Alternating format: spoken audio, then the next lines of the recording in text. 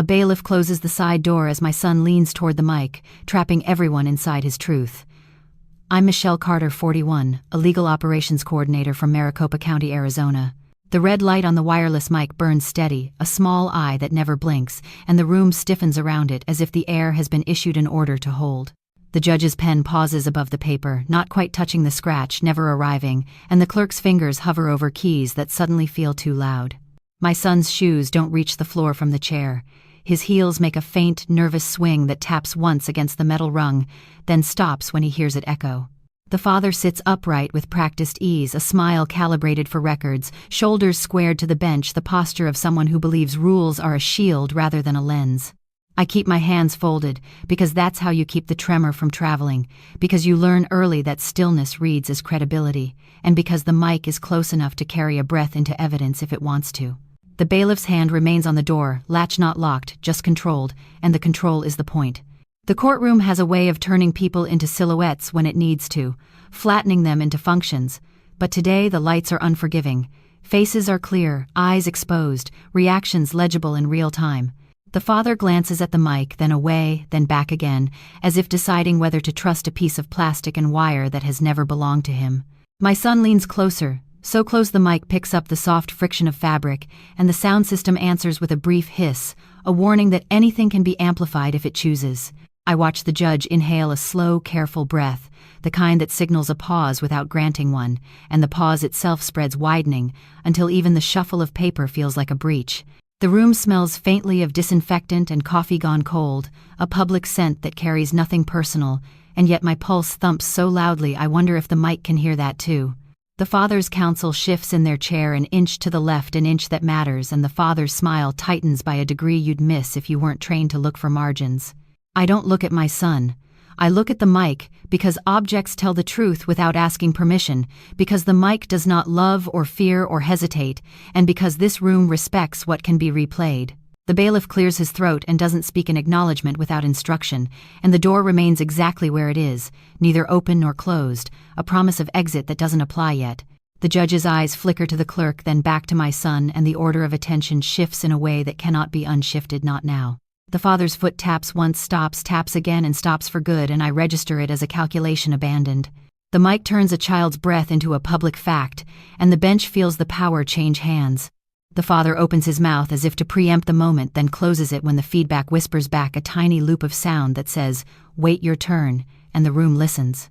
I feel the weight of the present tense press down the way it does when time refuses to advance until it's satisfied, and I stay still because movement would be an argument the mic might misunderstand. My son's whisper comes next, barely there, a soft line of sound that doesn't need volume to matter, and the effect is immediate. The judge's pen lowers, touches paper, then lifts again without marking the clerk's keys. Click once and freeze, and the father's shoulders drop by a fraction that reads as, "Relief to anyone who doesn't know how to read." I do. The bailiff shifts their stance, widening just enough to block the aisle, and I understand the choreography now, the way a room enforces truth by managing exits. The father's counsel leans in murmurs, then stops mid-syllable when the mic catches the start of it and throws it back at them as a warning echo. The air hums with restrained sound, the promise of amplification hovering over every breath, and the courtroom becomes a sealed instrument tuned to whatever comes next. I think of all the mornings that led here, all the rehearsed calm and procedural patience, and I feel the present tense stretch, elastic and bright, refusing to let anyone retreat into explanation. The judge looks up finally, not at me, not at the father, but at the mic, as if acknowledging the witness that cannot be sworn because it never lies. My son swallows a small, audible click that the speakers magnify into something ceremonial, and the father's smile collapses into neutrality, the safest place left. The bailiff's hand tightens on the latch, not to lock it, just to make the intention clear, and the room accepts the boundary. The lights feel brighter now, not harsher, just honest, and the space between the bench and the chairs seems to narrow as if the truth requires proximity. I keep my eyes on the mic and count the seconds between sounds, because in rooms like this, silence is not empty. It's waiting. No one realizes yet that the door won't open the same way after this moment. The morning before the hearing had moved with the careful quiet of a building waking up, and I remembered it in pieces as if the day had already decided which details mattered. We arrived early because early reduces variables, because hallways are easier to read before they fill, and because my son did better when routines were predictable. The courthouse lobby smelled like floor cleaner and paper, a neutral blend meant to erase yesterday, and the light coming through the tall windows cut clean lines across the tile that made everyone look briefly segmented as they crossed. I took a number we didn't need and smoothed it flat, a habit from work, and watched my son press his name tag sticker onto his sweater with both thumbs, careful to center it, careful not to wrinkle the edge. The sticker was the kind handed out without thought adhesive meant for a single day, and he kept touching it as if to make sure it stayed, as if identity could slide away if not monitored. We sat on a bench that had been polished into anonymity by years of waiting bodies, and I watched the father arrive with counsel, punctual, composed, greeting the clerk by title. He nodded in my direction without moving his feet, a gesture that signaled awareness without invitation, and the space between us remained intact because no one had yet been told to cross it. My son swung his legs and then stopped when the motion drew a glance, folding his hands the way I'd taught him when stillness was required. The clerk called a name that wasn't ours, and the sound of it echoed down the corridor, reminding me how easily voices carried here. I noticed small things, because small things are where patterns hide, the way the father's eyes tracked the security desk before settling on the bench, the way counsel checked a watch, even though we were early, the way my son leaned toward me, and then corrected himself, choosing the line he'd been told was appropriate. Light slices the bench, stopping short of his face. The phrase formed without announcement in my mind as the sun shifted and the father's features remained just out of the brightest cut, a coincidence that felt rehearsed even as I knew light doesn't plan. The bailiff walked past with a clipboard held flat against their chest, shoes whispering on tile, and my son's shoulders tightened in response, a reflex that didn't belong to him alone. I asked if he needed water, and he shook his head too quickly, eyes dropping to the sticker again, thumb pressing the corner until it lifted, and then smoothing it back down as if testing adhesion. We waded through procedural noises that meant nothing to anyone without a badge, printers, cycling radios chirping low, and I counted breaths because it kept my own voice neutral when I finally spoke. The father leaned toward counsel and murmured something that made them smile without humor, a transaction of confidence, I noted, and filed away. My son whispered a question I couldn't hear over the ambient sound, and when I leaned in, he corrected the angle of his body first, making sure he wasn't crossing an invisible line. I told him the truth in the smallest possible way, because children hear tone before content, and because I needed him calm, not convinced. We were called, and as we stood, the sticker peeled slightly at the edge, catching on his sweater thread, and I reached out to fix it before remembering not to touch him unless invited in public spaces like this.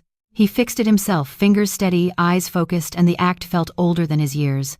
The hallway narrowed as we moved, not physically but in the way attention does when options reduce, and I noticed the father fall into step just behind us, close enough to be present, far enough to avoid implication.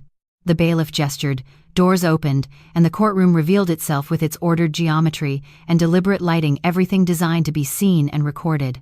My son paused at the threshold, a half-beat that registered as reluctance to anyone trained to watch, and then stepped forward because he knew how to follow instructions.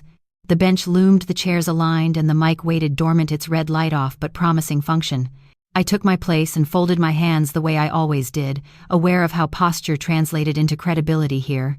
The father adjusted his jacket and smiled for the room, not for us, and the smile landed with the clerk and the judge's assistant and the security supervisor. Each nod returned a small reinforcement. I felt the calm settle, the kind that precedes a process everyone believes they understand, and I catalogued the inconsistencies without naming them, because naming creates friction too early. My son glanced at me once, quick and searching, then straightened his sticker again as if aligning himself with a role he'd been given. Nothing felt wrong enough to stop the process, and that was the problem. The bailiff closed the doors behind us, not to seal anything yet, just to begin, and the light shifted again, indifferent, leaving the father's face exactly where it had been. I didn't know then how that small misalignment would decide everything that followed. The first fracture didn't announce itself with noise. It arrived on paper, carried by a clerk who understood weight better than drama. She placed the clipboard with the incident log on the edge of the table and angled it so the bench could see without inviting comment, a choreography born of habit. The page on top bore a neat grid of entries, initials in the margins, and a time of day stamp that didn't fit the morning I remembered. The mismatch was small, minutes, not hours, but precision is the currency here, and the line where it broke shimmered under the overhead lights. I kept my face neutral as I scanned, eyes trained to read ref codes and procedural shorthand, the kind of language that pretends to be boring so it can do damage quietly. The clerk's pen hovered, not pointing, just present, and I felt the room tilt a degree toward process. The father leaned back, confidence intact, but his counsel's hand paused mid-note, the pen hovering like the judge's had earlier, a mirrored hesitation that registered as more than coincidence. The log referenced a check-in that placed my son in the building at a time when he had been with me in the hallway, touching the edge of his sticker and watching light cut across tile. The location field, red lobby, the stamp read 0912, and the short ref code sat beside it like an alibi, with good posture. I didn't speak. I let the paper do the talking because paper is sworn without being asked. The judge glanced from the log to the clerk, then to counsel, and the air thickened with a new rule: explain or be explained. The father smiled once, reflexive, and then stopped when the clerk's eyes didn't lift to meet it. I felt my son's foot brush my shoe under the table, a seeking gesture he corrected immediately, folding back into stillness the way he'd practiced. The log changed behavior before it changed narrative. Questions sharpened, the judge's voice cooled, and the bench's attention narrowed to the line where the time didn't belong. The father's counsel cleared their throat and began to frame an answer, words arranging themselves into something plausible, but the ref code resisted romance, sitting there with bureaucratic patience. I watched the clerk's finger trace the margin, not indicating guilt, just anchoring the document to the moment, and the room accepted the anchor. The log didn't accuse anyone, it accused the clock. The father shifted his weight and crossed his ankles, a posture adjustment meant to signal ease, but his knee bounced once before settling, a tell I filed without naming. The bailiff adjusted stance near the aisle, widening just enough to signal attention, and the judge asked for clarification in a voice that stripped warmth without raising volume. I answered when addressed carefully, with locations and routines, not emotion, because emotion is an accessory here, and accessories get removed. The clerk nodded as if confirming something already known, and the log remained visible, unchallenged, its grid lines catching the light like rails. The father's counsel requested a moment, then withdrew the request, as if calculating the cost of delay. The room didn't break, it recalibrated, a subtle shift from assumption to verification that changed how every breath landed.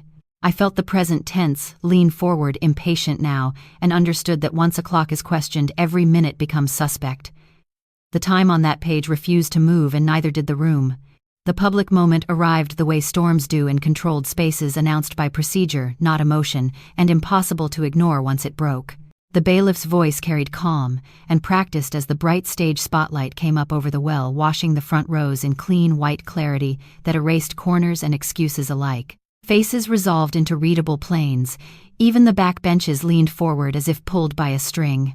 The judge nodded to the clerk, and the sound system engaged with a soft click that traveled through the room like a held breath released. The wireless feed routed live location bound to this courtroom, time windowed to the morning's record, and the first few seconds were nothing: paper, rustle, chair legs, the ambient hum that always lives under authority. Then a voice surfaced from the speakers, unmistakably the father's casual, where formality had been sworn, and the shift was immediate. A ripple of laughter flickered from the gallery, reflexive and wrong, then died as the words continued, the tone aligning too neatly with the incident log's disputed minute.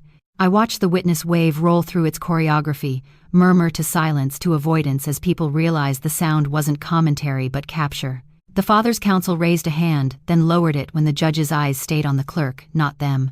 The clerk's finger hovered near the console, ready but not interrupting, letting the audio finish its sentence because interruption would imply fear. The bailiff stepped half a pace closer to the aisle, not blocking, just present, and the room adjusted its posture around that fact.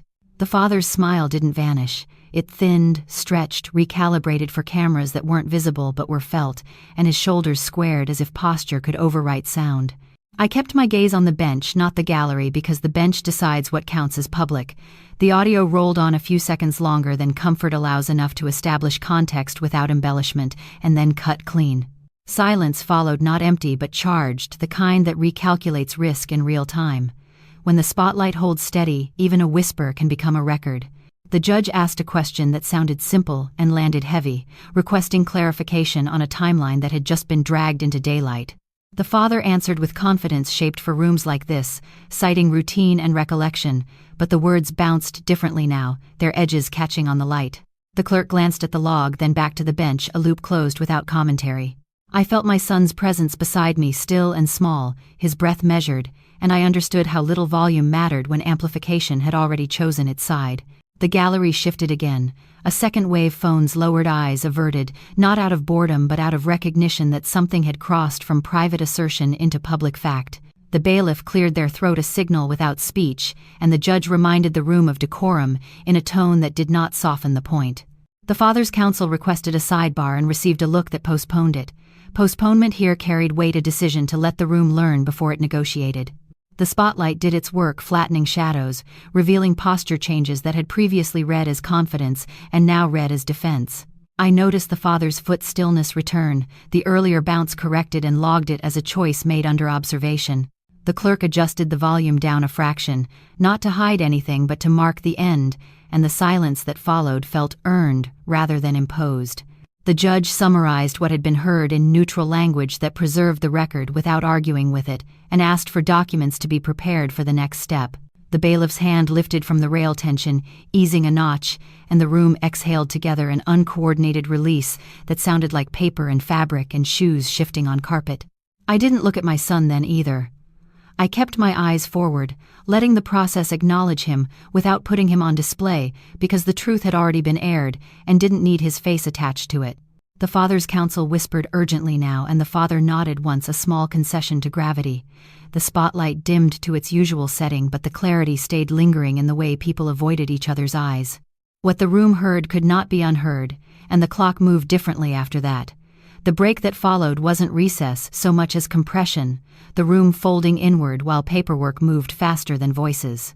The clerk returned with a sealed legal envelope, its edges crisp, the kind of object that announces consequence without raising volume. She placed it within reach of the bench and slid it forward with 2 fingers, not opening it, just transferring custody from process to authority.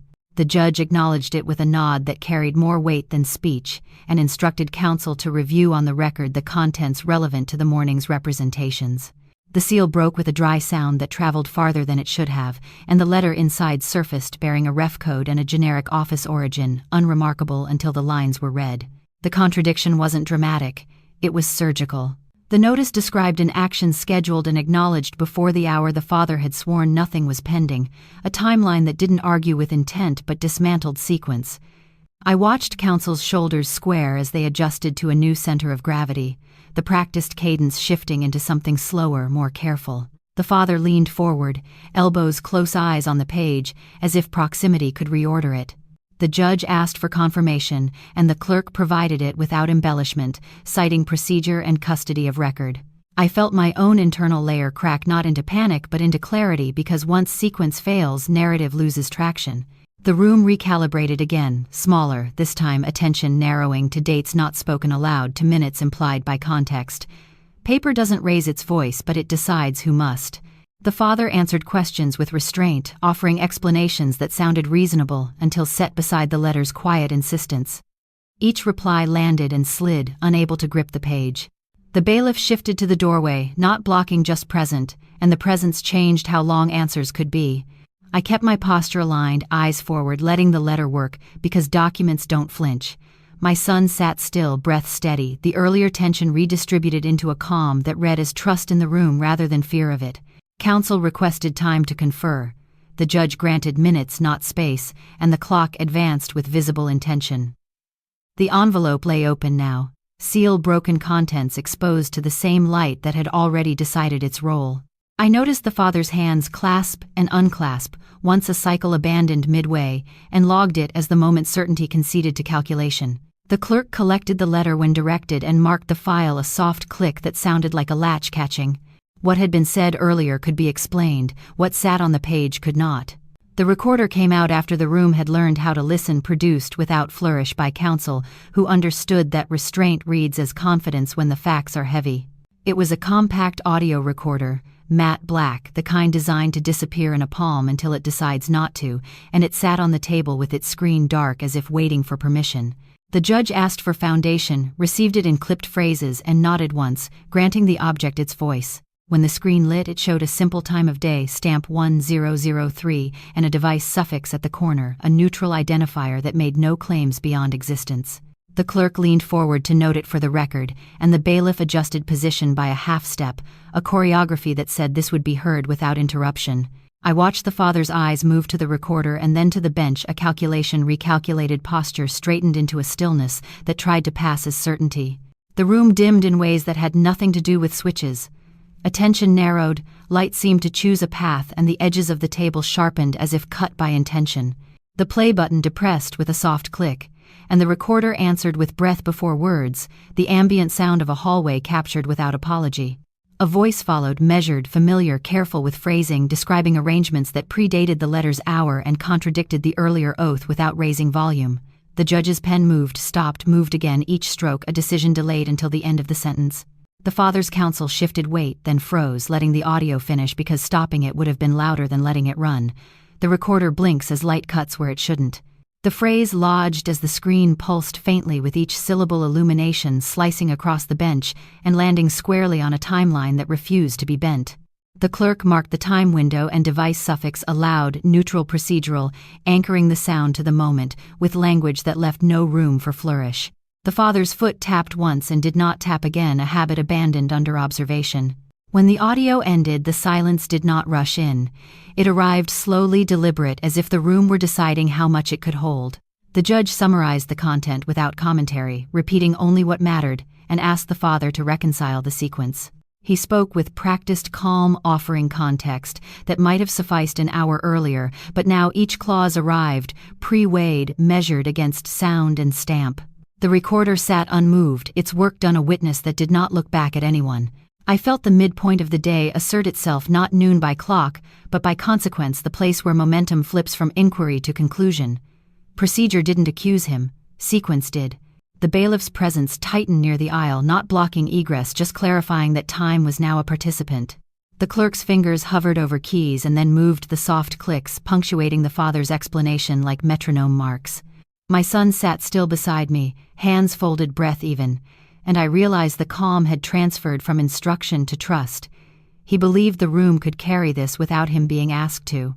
The judge asked for corroboration, and counsel gestured to the recorder again, to the stamp, to the suffix, to the fact that nothing on the device argued with itself. The father's counsel requested a pause to confer. The judge granted seconds, not minutes, and the difference mattered. The light held steady, bright but clean, revealing micro-adjustments, the set of shoulders, the angle of a chin that no longer read as confidence but as containment. I kept my gaze on the bench because that's where sequence becomes consequence, and let the object finish the argument it had started without voice. The clerk closed the record on the playback, a soft click that sounded final even as the hearing continued, and the room accepted the boundary. The father answered again, shorter this time, choosing fewer words, and the reduction read as concession without admission. The recorder's screen dimmed, returning to anonymity, but the time it displayed did not leave the room. It stayed on the air, shaping how each breath landed. I felt the day pivot on something small and precise, the way hinges do their work unseen until a door moves. Once the time spoke, the story had to follow it. Authority arrived without announcement, the way systems do when they recognize their own thresholds, and the room adjusted before anyone spoke. The courthouse security supervisor took a position near the rail, a lanyard badge, catching the light each time they shifted their weight, not asserting control so much as clarifying where it already lived. The judge acknowledged them with a glance and continued, inviting the clerk to place a procedural statement on the record, the kind that doesn't accuse but contextualizes. The clerk read steadily, citing role and time of day, explaining how entries are logged, who has access, and what deviations mean in practice, not theory. The language was neutral, but the effect wasn't. It pressed sequence into shape, tightened margins, and narrowed what explanations could survive. The father listened with a stillness that had become deliberate, his counsel's pen resting against the page, without moving, the earlier fluency replaced by calculation. I felt the pressure rise in a way that didn't need volume. Authority here worked by proximity and protocol, by making exits visible without blocking them. The supervisor's badge glinted again as they adjusted stance, a reminder that process has a body, that it stands somewhere specific when it needs to. The judge asked whether the described procedures aligned with the incident log and the recorder's time window, and the clerk answered, yes, without qualification, the kind of answer that closes doors quietly. I watched the father's eyes track the exchange and then settle acceptance, not as agreement but as recognition of terrain. The gallery held still, phones, lowered breaths, measured, the earlier curiosity replaced by something closer to respect for a system doing its job. When authority explains the rules aloud, improvisation loses its hiding places. The bailiff shifted closer to the aisle, not to intervene but to be seen, and the effect was immediate: answers, shortened gestures, reduced posture, squared. The judge invited the father to respond to the procedural statement, and he did, carefully acknowledging process while disputing implication, a narrowing strategy that conceded ground without collapsing. The supervisor remained silent, badge, visible presence doing the work, words didn't need to. I kept my eyes on the bench, and felt the day's pressure condense the way weather changes before rain.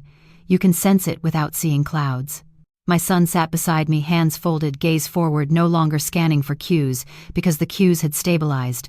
The room had chosen a pace and was keeping it. Counsel requested to introduce additional materials, and the judge nodded once, setting conditions that sounded simple and landed firm.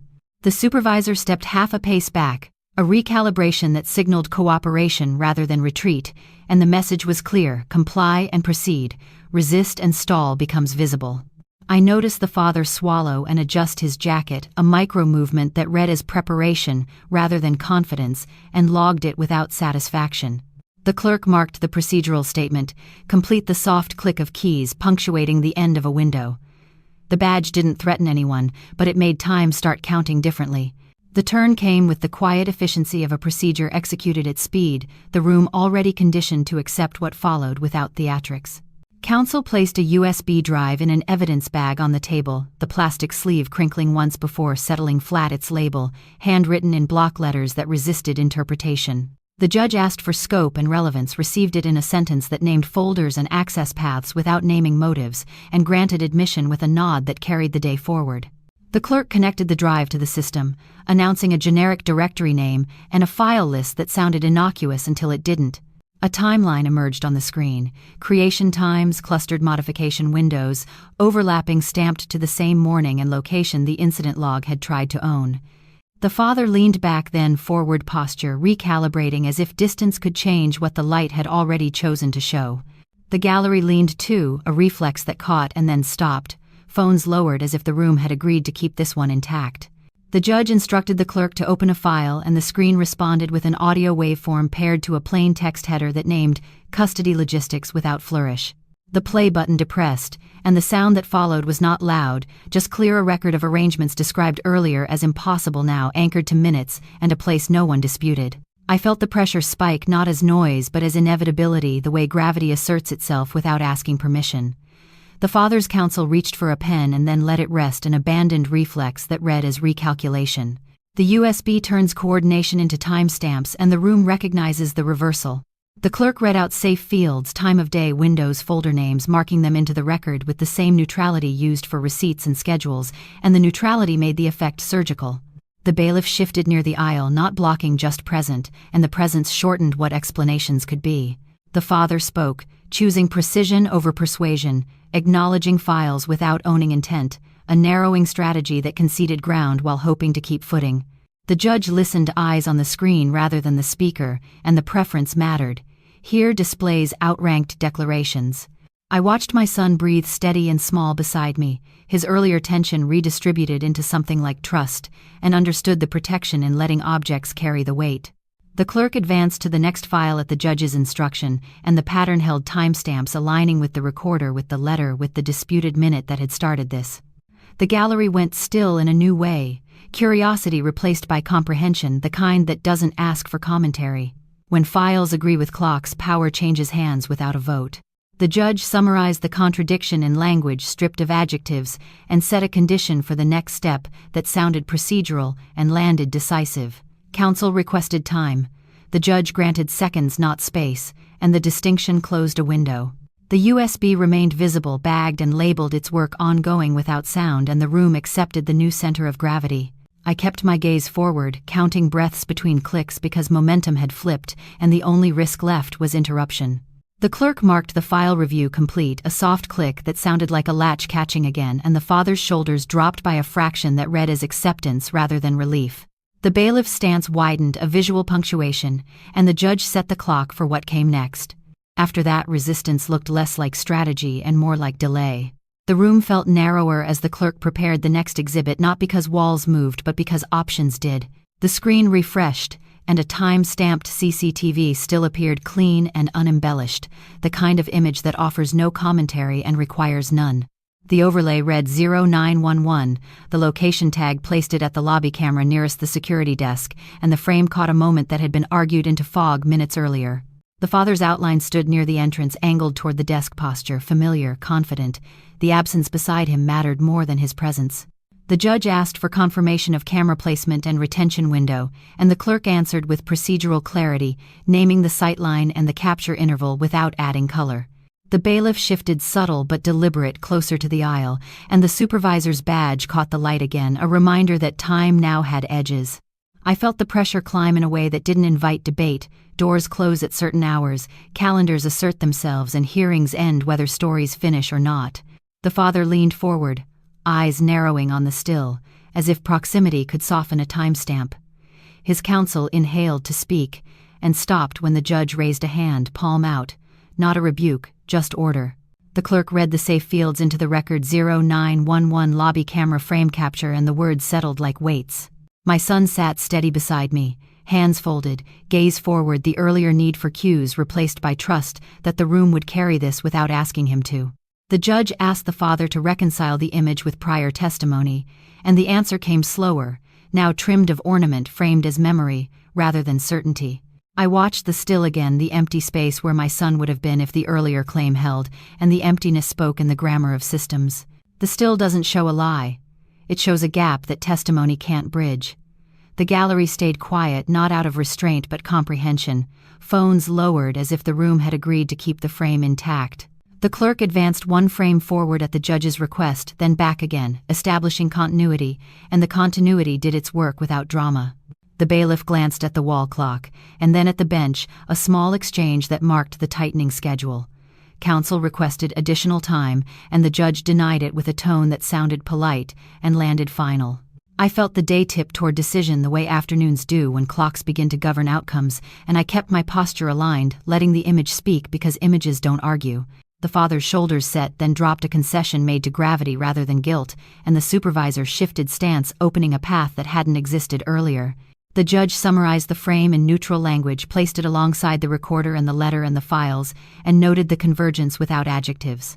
The clerk marked the exhibit complete, the soft click, punctuating a window closing. With the clock pressing in, denial turns into delay, and delay has a cost. The second public moment didn't need build-up. It arrived because the room had exhausted its tolerance for ambiguity.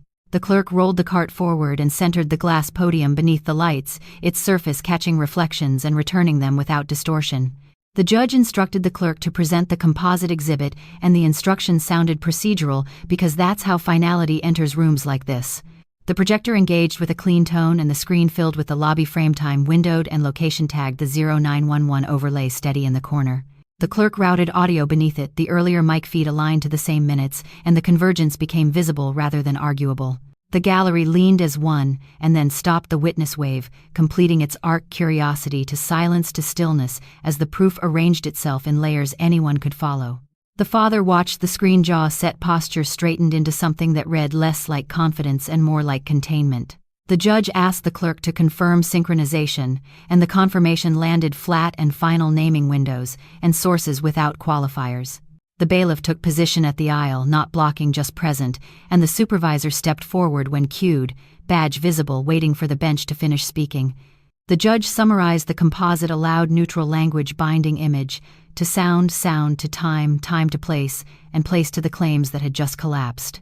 When proof occupies the room, authority no longer needs to raise its voice.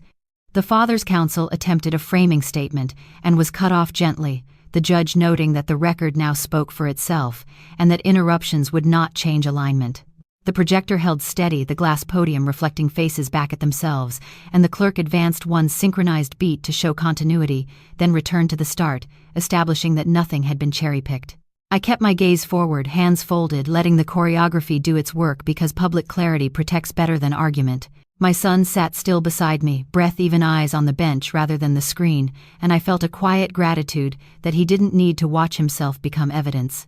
The judge concluded the presentation and invited the supervisor to act the invitation, arriving only after the room had seen enough to agree. The supervisor stepped in, badge catching the light, and acknowledged receipt of the record, citing protocol and next steps without emotion. The bailiff adjusted stance to open a path, and the path mattered. It marked the moment when control changed hands lawfully. The father nodded once, a small movement that read as acceptance of process rather than confession, and the gallery exhaled together, an uncoordinated sound that felt like relief tempered by gravity. The clerk logged the composite as complete, a soft click punctuating the end of argument and the beginning of consequence. The judge recessed briefly to issue orders consistent with the record, and the room held disciplined, now waiting for language to catch up with proof. After the glass reflected everything back, there was nowhere left for the truth to hide.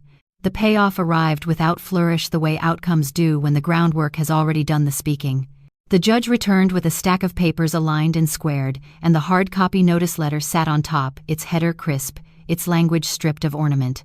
Orders were issued in a sequence that respected process: interim custody adjustments, effective immediately, supervised parameters defined with specificity, exchange protocols clarified down to locations and times that could be audited.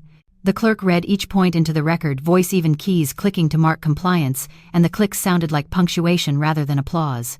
The supervisor acknowledged receipt of directives citing protocol and timelines, and stepped back to let the bench finish. The father listened, posture controlled, hands folded, the earlier confidence replaced by a stillness that accepted limits without argument.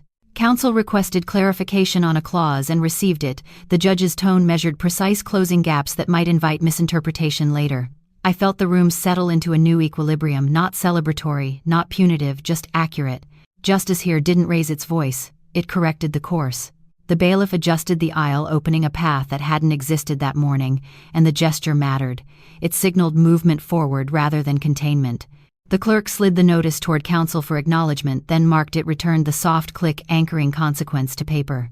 I kept my gaze on the bench, breathing evenly, letting the language land, because language here becomes schedule and schedule becomes safety. My son remained beside me, shoulders relaxed, the earlier tension fully released into a calm that read as trust restored rather than fear relieved. The judge addressed him briefly, not asking questions, not inviting performance, simply noting that his well-being governed the order's structure, and the acknowledgement felt like a boundary drawn with care. The father nodded once, accepting the conditions, and the nod read as compliance rather than concession. The gallery stayed quiet, not out of restraint but respect for a system that had done its work without spectacle. The clerk closed the record for the hearing, the sound clean and final, and the bailiff announced the adjournment in a voice that returned the room to time. I gathered my papers with deliberate slowness, aligning edges, a habit that steadies hands when relief threatens to rush ahead of reason. The supervisor exchanged a brief look with the clerk, confirmation, not celebration, and the path cleared. The order didn't punish the past, it protected the future. The present returns the way it always does, quietly after rooms release their hold. The hallway outside the courtroom feels wider than it did this morning, not because the building changed but because the rules inside it did, and I noticed the door latch chain resting against the frame slack, now its purpose fulfilled. My son steps beside me, matching my pace without being told, his shoulders loose, his breathing uncounted for the first time all day. Light pours through the tall windows at an angle that reaches everything, no longer stopping short of anyone's face, and the clarity feels earned rather than imposed. We pause near the security desk where the supervisor nods once, a professional acknowledgement that carries no sentiment and needs none. The clerk passes with a folder tucked under one arm, already moving on to the next matter, and the efficiency comforts me. Systems that work don't linger. I gather my papers, align their edges, and slip them into a bag that suddenly feels lighter, not because it holds less but because it holds certainty. The father emerges behind us, with counsel posture contained, path separate, and the distance reads as structure rather than exile. We don't look back. Outside, the air is warmer, the noise of the city returning in layers, cars, voices, the ordinary churn that resumes when decisions stop reverberating.